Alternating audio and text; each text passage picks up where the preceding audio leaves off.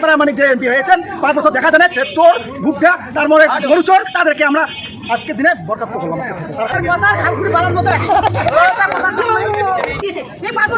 সেটাও চুরি করেছে, চোরকে মানুষ ভোট দেয়নি, মানুষ বুঝে গেছে 5 বছর কি করেছে।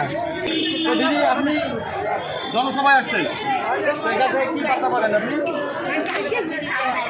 হ্যাঁ, এবারে ভোট কার জন্য?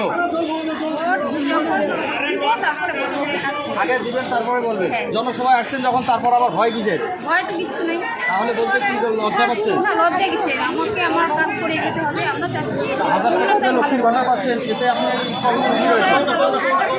হ্যাঁ বলেন দিদি, জনসভায় এসে আপনি কতটা খুশি রয়েছেন, বা মমতা সরকার এখানকে পিছিয়ে রাখতে পারবে?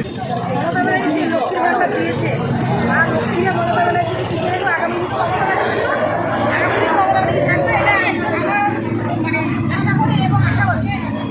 এটা বলতে 35-37 হবে না, ওরা মিথ্যা কথা বলে মানুষের ভোট নেয়। আপনারা জানেন নারায়ণী সেনা দিতে হয়েছে, সেটাও দেয়নি, এবং যে বেটি বাঁচা বেটি পড়া প্রকল্প দিতে সেটাও দেয়নি। 5 বছর নিশ্চিত প্রামাণিক কোনো আমাদের রাজ্যের জন্য, আমাদের কুচবিহার ডিস্ট্রিক্টের জন্য কোনো উন্নয়ন করেনি, পাশে দাঁড়ায়নি। ওনার অ্যাকাউন্টে 25 কোটি টাকা এসছে, সেই টাকাটা সরকার লোককে দেয়নি। বরঞ্চ উনি জিতে দিল্লির কোর্টের সাংসদ হিসেবে গিয়ে আমাদের 100 দিনের কাজের টাকা এবং সাধারণ লোকের আবাস যোজনার টাকা আটকে রেখেছে, সব আটকে রেখেছে। সব আটকে রেখেছে। তারা কি উপলক্ষে ভোট চাচ্ছে এখন? এখন ওরা যাচ্ছে একটা ধর্মের নামে ইস্যু করে, এখন ধর্মের বার্তা দিয়ে সামুদায়িক দাঙ্গা সৃষ্টি করে মানুষের কাছে ভোট খাওয়া ওদের নিয়ম, এটাই হচ্ছে ওদের রাস্তা। আচ্ছা, রাম মন্দির তৈরি করার পর এখন কতটা প্রভাব পড়বে রাম মন্দির?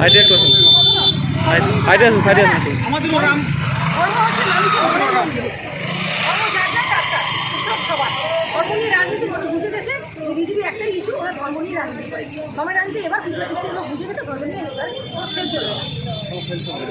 কেউ কেউ তো বলে যে পেটে ভাত না থাকলেও আমি ভোট দেবো, বিজেপি সরকার চাইটা তার ব্যক্তিগত ব্যাপার। তারা মিথ্যা প্রবচনায় হয়তো কারো মিথ্যা ভাবনায় হয়তো পাড়া দিয়েছে, এবার 2 দিন পর উনিও ভোট দিয়ে দিন। দিদি গত জনসভায় কিন্তু মোদী এসেছিলেন, তিনি কিন্তু বলেছিলেন যে ঘর তৈরি যে টাকা, আবাস যোজনার টাকা সবাইকে দেওয়া হয়েছে, এটা কি সত্য? না, এটা সব মিথ্যা কথা, মিথ্যা কথাই বলে।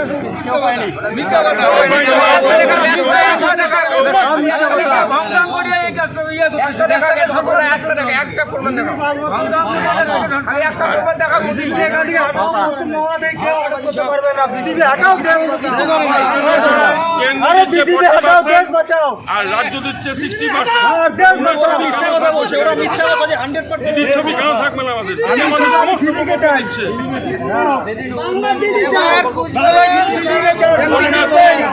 কন্যাশ্রী, সাইডে আছে। তারপর আপনার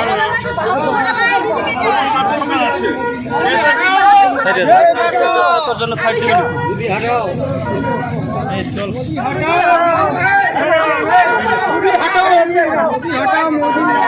মোদী সরকারের কোনো একটা কোনো দেখাইতে পারবে না।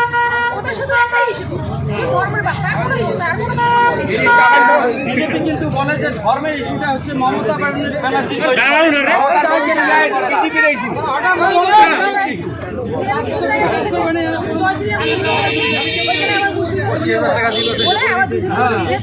এখন মানুষ বুঝে গেছে, পরিষ্কার আপনারা বুঝতে পারছেন, মানুষও বুঝে গেছে এখানে ধর্মের নামে কোনো ভোট হবে না।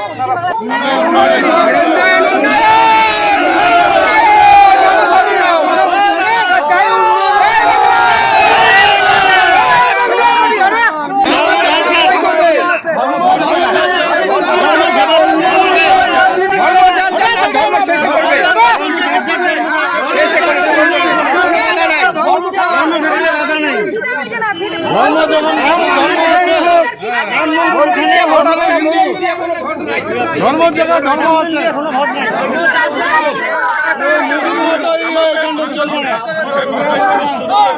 বাঙালিকে ঘৃণা করে ওই চলবে না।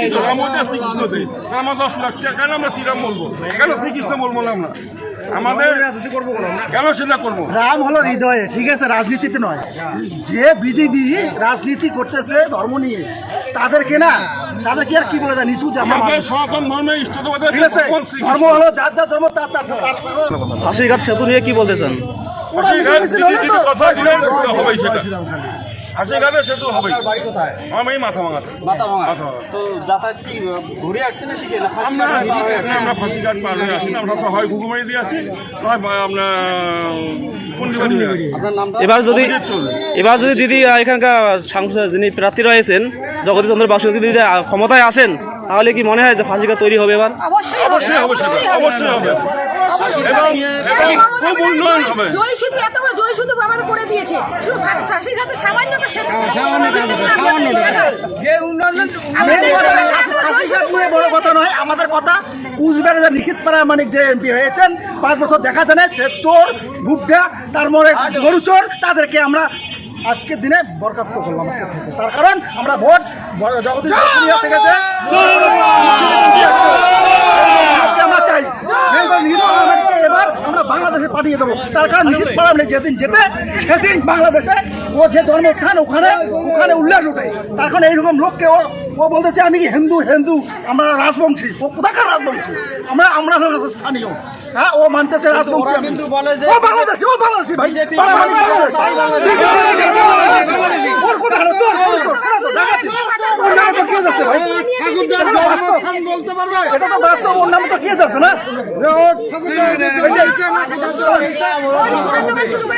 আমাদের রাজ্য থেকে মেয়ে পাচার করে তৃণমূল থেকে মেয়ে বহিষ্কার করে দেওয়া হয়েছে। কথা হলো নিয়ে প্রার্থী করে দাঁড় করে দিয়েছে।